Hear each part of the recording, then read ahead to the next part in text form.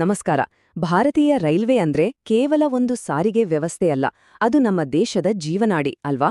ಪ್ರತಿದಿನ ಲಕ್ಷಾಂತರ ಜನರನ್ನು ಅವರವರ ಊರುಗಳಿಗೆ ತಲುಪಿಸುವ ಈ ಬೃಹತ್ ಜಾಲ ಈಗ ಒಂದು ದೊಡ್ಡ ಐತಿಹಾಸಿಕ ಬದಲಾವಣೆಯ ಹಾದಿಯಲ್ಲಿದೆ. ಇಂದಿನ ಈ ವಿಶ್ಲೇಷಣೆಯಲ್ಲಿ ಭಾರತೀಯ ರೈಲ್ವೆಯ ಕಾರ್ಯಾಚರಣೆ ಮತ್ತು ಟಿಕೆಟ್ ವ್ಯವಸ್ಥೆಯಲ್ಲಿ ಆಗ್ತಿರೋ ಪ್ರಮುಖ ಬದಲಾವಣೆಗಳ ಬಗ್ಗೆ ಆಳವಾಗಿ ನೋಡೋಣ. ಟ್ರ್ಯಾಕ್ ನಿರ್ಮಾಣದ ಹಿನ್ನೆಲೆಯಲ್ಲಿ ನಡೀತಿರೋ ಕಟ್ಟುನಿಟ್ಟಾದ ಸುಧಾರಣೆಗಳಿಂದ ಹಿಡಿದು ನಾವೆಲ್ಲರೂ ಟಿಕೆಟ್ ಖರೀದಿಸುವ ವಿಧಾನದಲ್ಲಿ ಆಗಿರುವ ಕ್ರಾಂತಿಕಾರಿ ಬದಲಾವಣೆಗಳ ಕಂಪ್ಲೀಟ್ ಪಿಕ್ಚರ್ ಅನ್ನ ಇವತ್ತು ಅರ್ಥ ಮಾಡ್ಕೊಳ್ಳೋಣ. ಇತ್ತೀಚೆಗೆ ನಿಜವಾದ ಪ್ರಯಾಣಿಕರಿಗೆ ಟಿಕೆಟ್ಗಳು ದಿಢೀರ್ನೆ ಸ್ವಲ್ಪ ಸುಲಭವಾಗಿ ಸಿಗ್ತಿದೆಯಲ್ಲ, ಯಾಕೆ ಅಂತ ಯೋಚನೆ ಬರೋದು ಸಹಜ. ಹಬ್ಬದ ಸೀಸನ್ ಇರ್ಲಿ ಅಥವಾ ಯಾವುದಾದ್ರೂ ತುರ್ತು ಪ್ರಯಾಣ ಇರ್ಲಿ, ಟಿಕೆಟ್ ಸಿಗದೆ ಪರದಾಡ್ತಿದ್ದ ಜನರಿಗೆ ಈಗ ಸ್ವಲ್ಪ ನೆಮ್ಮದಿ ಸಿಗ್ತಿದೆ. ಇದಕ್ಕೆ ಮುಖ್ಯ ಕಾರಣ ಕೇವಲ ನಮ್ಮ ಮೊಬೈಲ್ ಸ್ಕ್ರೀನ್ ಮೇಲೆ ಮಾತ್ರವಲ್ಲ, ತೆರೆ ಹಿಂದೆ ಅಂದ್ರೆ ಬ್ಯಾಕೆಂಡ್ ಮೂಲಸೌಕರ್ಯಗಳ ನಿರ್ಮಾಣದಲ್ಲೂ ಏಕಕಾಲದಲ್ಲಿ ನಡೀತಿರೋ ಬೃಹತ್ ಸುಧಾರಣೆಗಳು. ಸರಿ, ಬನ್ನಿ ವಿಷಯಕ್ಕೆ ನೇರವಾಗಿ ಹೋಗೋಣ. ಇಂದಿನ ಈ ವಿಶ್ಲೇಷಣೆಯನ್ನ ಮುಖ್ಯವಾಗಿ 2 ಭಾಗಗಳಲ್ಲಿ ಅರ್ಥ ಮಾಡ್ಕೊಳ್ಳೋಣ. ಮೊದಲನೆಯದಾಗಿ, ರೈಲ್ವೆಯ ಮೂಲಸೌಕರ್ಯ ಡೆವಲಪ್ಮೆಂಟ್ಗೆ ಸಂಬಂಧಿಸಿದಂತೆ ಗುತ್ತಿಗೆದಾರರಿಗೆ ತಂದಿರುವ ಹೊಸ ಕಟ್ಟುನಿಟ್ಟಿನ ನಿಯಮಗಳು, ಆಮೇಲೆ ಟಿಕೆಟ್ ದಲ್ಲಾಳಿಗಳ ಹಾವಳಿಗೆ ಬಿದ್ದಿರೋ ಬ್ರೇಕ್ ಮತ್ತು ಸಾಮಾನ್ಯ ಪ್ರಯಾಣಿಕರಿಗೆ ಸಿಗ್ತಿರೋ ಹೊಸ ಸೌಲಭ್ಯಗಳು. ಮೊದಲನೆಯದಾಗಿ, ರೈಲ್ವೆಯ ಭವಿಷ್ಯವನ್ನು ಭದ್ರಪಡಿಸಬೇಕು ಅಂದ್ರೆ ಏಜೆನ್ಸಿಗಳ ಮೂಲ ನಿಯಮಗಳನ್ನೇ ಬದಲಾಯಿಸಬೇಕಿತ್ತು. ಅದನ್ನೇ ಈಗ ಮಾಡಿರೋದು. ಇಲ್ನೋಡಿ, ಹಳೆಯ ನಿಯಮದ ಪ್ರಕಾರ ಟೆಂಡರ್ ಗೆದ್ದ ಗುತ್ತಿಗೆದಾರರು ತಮ್ಮ ಕೆಲಸದ ಬರೋಬ್ಬರಿ 70% ರಷ್ಟನ್ನು ಬೇರೆಯವರಿಗೆ ಸಬ್ಕಾಂಟ್ರಾಕ್ಟ್ ಅಥವಾ ಉಪಗುತ್ತಿಗೆ ನೀಡಬಹುದಿತ್ತು. ಇದರಿಂದ ಆಗ್ತಿದ್ದ ಪ್ರಾಬ್ಲಮ್ ಅಂದ್ರೆ ಕಾಮಗಾರಿಯ ಗುಣಮಟ್ಟ ಕುಸಿಯೋ ಸಾಧ್ಯತೆಗಳು ತುಂಬಾನೇ ಇತ್ತು. ಆದ್ರೆ ಈಗಿನ ಹೊಸ ನಿಯಮದ ಪ್ರಕಾರ ಈ ಉಪಗುತ್ತಿಗೆ ಮಿತಿಯನ್ನು ಮ್ಯಾಕ್ಸಿಮಮ್ 40%ಗೆ ಇಳಿಸಲಾಗಿದೆ. ಇದರರ್ಥ ಏನ್ ಗೊತ್ತಾ? ಟೆಂಡರ್ ಪಡೆದೋರೆ ಕನಿಷ್ಠ 60% ರಷ್ಟು ಕೆಲಸವನ್ನು ಸ್ವತಃ ತಮ್ಮ ಜವಾಬ್ದಾರಿಯಿಂದ ಮಾಡಲೇಬೇಕು. ಇದು ಖಂಡಿತವಾಗಿಯೂ ಕಾಮಗಾರಿಯ ಗುಣಮಟ್ಟವನ್ನು ಹೆಚ್ಚಿಸುತ್ತೆ. ಅಷ್ಟೇ ಅಲ್ಲ, ಈ ಪ್ರಿಡೇಟರಿ ಬಿಡ್ಡಿಂಗ್ ಅನ್ನೋ ಪ್ರಾಬ್ಲಮ್ನ ತಡೆಯೋಕೆ ಈಗ ಒಂದು ಹೊಸ ಅಸ್ತ್ರ ತಂದಿದ್ದಾರೆ. ಇದು ತುಂಬಾನೇ ಇಂಟ್ರೆಸ್ಟಿಂಗ್. ಕೆಲವರು ಕೇವಲ ಕಾಂಟ್ರಾಕ್ಟ್ ಕಿಟ್ಸ್ಕೊಳ್ಬೇಕು ಅಂತ ಅಂದಾಜು ಮೊತ್ತಕ್ಕಿಂತ 5% ಅಥವಾ ಅದಕ್ಕಿಂತ ಕಡಿಮೆ ಬಿಡ್ ಮಾಡ್ತಾರೆ, ಆಮೇಲೆ ಕೆಲಸ ಪೂರ್ಣಗೊಳಿಸದೆ ಸತಾಯಿಸ್ತಾರೆ. ಇದನ್ನ ತಡೆಯೋಕೆ ಈಗ ಅಂದಾಜು ಮೊತ್ತಕ್ಕಿಂತ 5% ಕಡಿಮೆ ಬಿಡ್ ಮಾಡಿದ್ರೆ ಟೆಂಡರ್ ಇವ್ಯಾಲ್ಯೂಯೇಷನ್ ಆದ್ಮೇಲೆ ಅವರು ಹೆಚ್ಚುವರಿ 5% ಪರ್ಫಾರ್ಮೆನ್ಸ್ ಗ್ಯಾರಂಟಿ ಅಂದ್ರೆ ಕಾರ್ಯಕ್ಷಮತೆಯ ಗ್ಯಾರಂಟಿಯನ್ನು ಕಡ್ಡಾಯವಾಗಿ ಕಟ್ಟಲೇಬೇಕು. ಇದರಿಂದ ಏನಾಗುತ್ತೆ ಅಂದ್ರೆ ಸೀರಿಯಸ್ ಆಗಿ ಕೆಲಸ ಮಾಡೋರು ಮಾತ್ರ ಟೆಂಡರ್ ಪ್ರಕ್ರಿಯೆಯಲ್ಲಿ ಭಾಗವಹಿಸ್ತಾರೆ.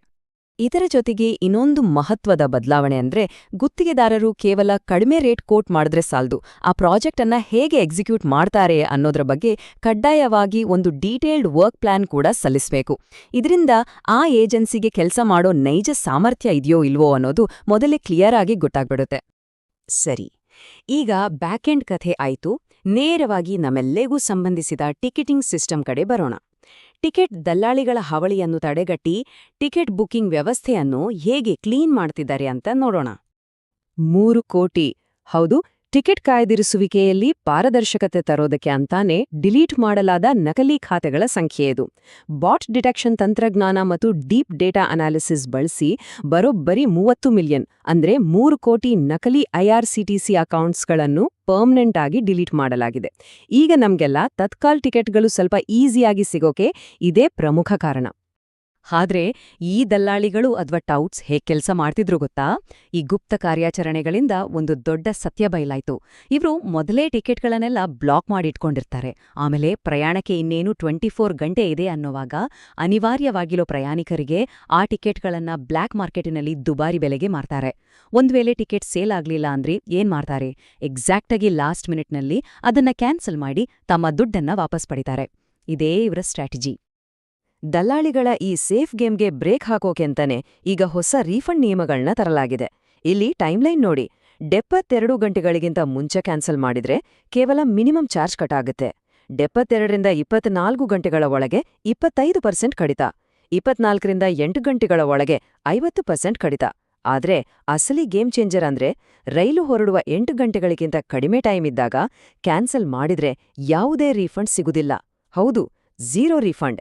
ಇದು ನಿಜವಾದ ಪ್ರಯಾಣಿಕರಿಗೆ ಹಾಕಿರೋ ದಂಡ ಖಂಡಿತ ಅಲ್ಲ, ಬದಲಾಗಿ ಕೊನೆಯ ಕ್ಷಣದವರೆಗೂ ಟಿಕೆಟ್ ಹೋಲ್ಡ್ ಮಾಡಿ ಬ್ಲ್ಯಾಕ್ ಮಾರ್ಕೆಟ್ ಮಾಡೋ ದಲ್ಲಾಳಿಗಳಿಗೆ ಕೊಟ್ಟಿರೋ ದೊಡ್ಡ ಪೆಟ್ಟು.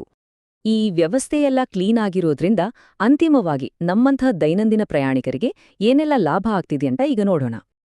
ಮೊದಲೆಲ್ಲ ಫಿಸಿಕಲ್ ಟಿಕೆಟ್ ಕ್ಯಾನ್ಸಲ್ ಮಾಡಬೇಕು ಅಂದ್ರೆ ಆ ಜರ್ನಿ ಲಾಸ್ಟ್ ಸ್ಟೇಷನಲ್ಲಿ ಮಾತ್ರ ಮಾಡೋಕ್ಕಾಗ್ತಿತ್ತು. ಆದ್ರೆ ಈಗ ಹಾಗಿಲ್ಲ. ದೇಶದಾದ್ಯಂತ ಇರೋ ಯಾವುದೇ ಕೌಂಟರಲ್ಲಿ ಟಿಕೆಟ್ ಅನ್ನ ಕ್ಯಾನ್ಸಲ್ ಮಾಡಬಹುದು.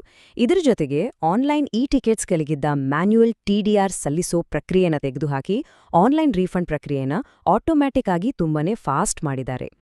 ಇನ್ನು ಈ 30 ನಿಮಿಷಗಳ ಫ್ಲೆಕ್ಸಿಬಿಲಿಟಿ ನಿಯಮ ಅಂತೂ ಬಹುದೊಡ್ಡ ವರದಾನ.